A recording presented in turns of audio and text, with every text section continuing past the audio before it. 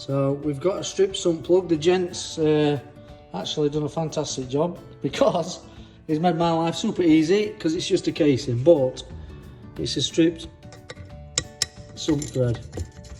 Pretty common when they've had years and years of abuse and not been torqued up correctly. But it's only the first third really that have gone completely. Obviously we've got to replace the lot. Can't see in there with this light, but the picture that I'll put on this post, you'll see the state of the threads. They don't look super bad, but you can see the video explains it, shows it better. You're literally getting it pushed in, nearly half actually. So yeah, ready for some fresh threads.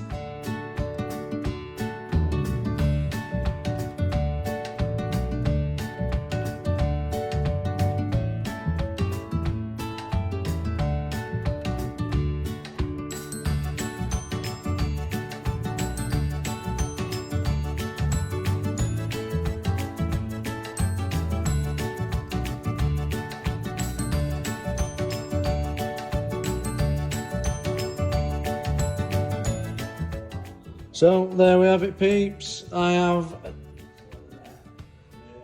installed a new thread kit.